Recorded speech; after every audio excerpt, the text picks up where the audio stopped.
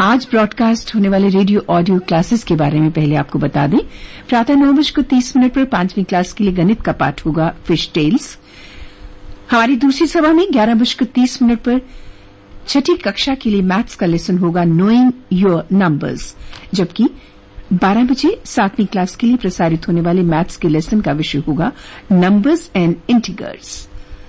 दोपहर 2 बजे 8वीं कक्षा के लिए मैथमेटिक्स का पाठ होगा प्रॉपर्टीज ऑफ रैशनल नंबर्स। इसके अलावा श्रोताओं, आजकल 3 बजे से 3:30 तक हमारी प्राइमरी सर्विस पर हर रोज नेशनल हेल्थ मिशन की ओर से प्रायोजित live phone in programme hello doctor broadcast किया जा रहा है।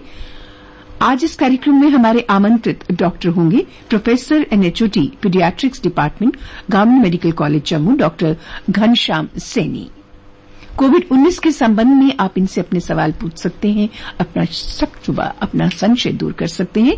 दोपहर 3 बजे से 3:30 तक हमें फोन करके हमारे फोन नंबर्स हैं 25634559, 256347 और 256347 जम्मू का STD कोड 01910191। और अब न्यूज डेस्क पर आज समाचार पत्रों की सुर्खियों के साथ मैं हूं आपकी रेडियो सखी माधवी। श्रोताओं, आज कोरोना से संबंधित समाचार ही समाचार पत्रों की सुर्खियां बने हुए हैं। 21 से लागू होने वाले टीकाकरण को लेकर केंद्र सरकार ने जारी किए नए संशोधित दिशा निर्देश। बीमारी और आबादी के हिसाब से मिलेगी वैक्सीन। कोविशील्ड व कोवैक्सीन की 44 करोड़ खुराकों के लिए केंद्र ने दिए ऑर्डर। जो राज्य ज्यादा खुराकें बर्बाद करेंगे उनके आवंटन में उतनी ज्यादा होगी कटौती। 18 साल से ज्यादा उम्र के सभी लोगों के लिए मुफ्त टीकाकरण की घोषणा। प्राइवेट अस्पतालों के लिए कोविशील्ड के दाम 780 रुपये प्रति डोज, जबकि कोवैक्सीन के दाम 1410 रुपये प्रति डोज होगा। ये समाचार आज सभी समाचार पत्रों की पहली बड़ी सुर्खी बनी है। देश में कोरोना के नए मामलों में 63 दिन के बाद संक्रमितों की संख्या 1 लाख से कम हो गई है। भारत में प्रति 10 लाख आबादी पर कोरोना वायरस के 20,822 मामले आए और 252 मौतें हुई, जो दुनिया में सबसे कम आंकड़ों में से है। एक अन्य समाचार जो आज सभी समाचार पत्रों के प्रथम पृष्ठ पर सचित्र छपा है। माता वैष्णो देवी के भवन पर कैश काउंटर में भीषण आग। प्राचीन गुफा से मात्र 100 मीटर की दूरी पर हुई घटना। कैश काउंटर में पड़ी नकदी और महत्वपूर्ण साजो सामान राख। 1 घंटे की मशक्कत के बाद काबू पाया जा सका। भवन पर कुछ देर श्रद्धालुओं को दर्शन के लिए रोकने के बाद यात्रा जारी। ये समाचार सभी समाचार पत्रों के प्रथम पृष्ठ पर प्रमुखता से प्रकाशित हुआ है। बदलेगी किसानों की किस्मत। जम्मू कश्मीर के किसानों को मिलेगी अब तरल यानी लिक्विड यूरिया खाद। लेफ्टिनेंट गवर्नर मनोज सिन्हा ने नैनो यूरिया की पहली खेप को वर्चुअल मोड से हरी झंडी दिखाई। गुजरात से जल्द पहुंचेगी 15,000 बोतलें। 15,000 nano urea 675 metric ton urea के बराबर होगी। एक बोतल की कीमत 45 किलो यूरिया की बोरी से 10% कम होगी। उपराज्यपाल ने इफ्को को जम्मू कश्मीर में लिक्विड यूरिया का प्लांट लगाने के लिए आमंत्रित भी किया है। प्रथम पृष्ठ पर यह समाचार प्रमुखता से प्रकाशित हुआ है।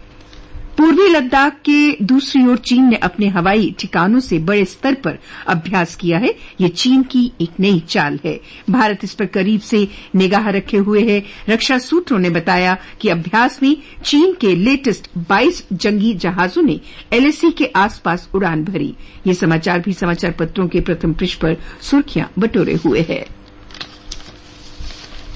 डिलिमिटेशन कमीशन ने जम्मू कश्मीर के सभी 20 डिप्टी कमिश्नर्स को कहा है कि वो सभी वोटर्स का डाटा उपलब्ध कराएं।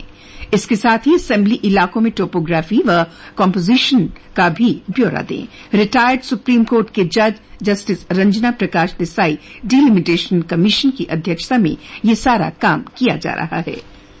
लद्दाख में सिर्फ स्थायी निवासियों को ही सरकारी नौकरी मिलेगी। उपराज्यपाल R.K. माथुर ने इस सिलसिले में नए नियम और अधिसूचना को जारी कर दिया है। उपराज्यपाल मनोज सिन्हा ने कल प्रोजेक्ट युग परिवर्तन ग्लोबल सम्मेलन में वर्चुअल तरीके से संबोधन में अपने कहा कि जन सहयोग से हर चुनौती का मुकाबला किया जा सकता है। सर्वप्रथम इसमें लोगों की भूमिका अहम है। कोरोना संकट काल में स्वास्थ्यकर्मी ही सही नायक है। प्रदेश में 23 ऑक्सीजन प्लांट लगे हैं, 40 और लगेंगे। जम्मू कश्मीर में कोरोना के मामले 15 दिनों में रिकवरी रेट में 10% सुधार हुआ। रिकवरी दर 91% तक पहुंची। अस्पतालों में 74% कोविड बेड हुए खाली। जम्मू में पर्यटकों को आकर्षित करने के लिए ऐतिहासिक विक्रम चौक रेलवे स्टेशन को विरासत स्थल के रूप में विकसित किया जाएगा। डिविजनल कमिश्नर जम्मू राघव लंगर ने पुराने रेलवे स्टेशन का दौरा किया और अधिकारियों को निर्देश दिए। बासमती धान की पैदावार बढ़ाने के लिए 60,000 इलाकों को और उपजाऊ बनाया जाएगा। 7.5 लाख किसानों को 16 करोड़ रुपए के हाई क्वालिटी बीज उपलब्ध करवाए जाएंगे। स्कूल एजुकेशन डिपार्टमेंट ने रेडियो टीवी पर क्लासेस शुरू की हैं। प्रसारित होने वाले कंटेंट जेन के बोर्ड ऑफ स्कूल एजुकेशन की ओर से तय किए गए सिलेबस पर निर्धारित होंगे। अन्य समाचारों के बाद अब एक नजर खेल के पन्नों पर। इंग्लैंड में क्रिकेट सीरीज से पहले टीम इंडिया को 20 दिन का ब्रेक दिया गया। टोक्यो ओलंपिक का टिकट हासिल करने वाले भारतीय खिलाड़ियों की संख्या 120 से 125 के बीच रहने की उम्मीद है। हैरान करने वाली बात यह है कि ओलंपिक खेलों में साथ जाने वाले सदस्यों की जो गणना है वो खिलाड़ियों से 3 गुना ज्यादा है। और अब मौसम। श्रीनगर व जम्मू में इस ऋतु का सबसे गर्म दिन गुजरा। एक समाचार पत्र के अनुसार पिछले कल जम्मू में पारा 41 डिग्री सेल्सियस के पार। उधर श्रीनगर में गर्मी ने तोड़ा 8 साल का रिकॉर्ड। मौसम विभाग के अनुसार आज मौसम के खुश रहने की संभावना है। कल समाचार पत्रों के अनुसार जम्मू का अधिकतम तापमान 41.6 डिग्री सेल्सियस और कल रात का न्यूनतम तापमान 29.2 डिग्री सेल्सियस रिकॉर्ड किया गया। आज सूर्यास्त 7:38 पर और कल सूर्योदय 5:24 पर होगा।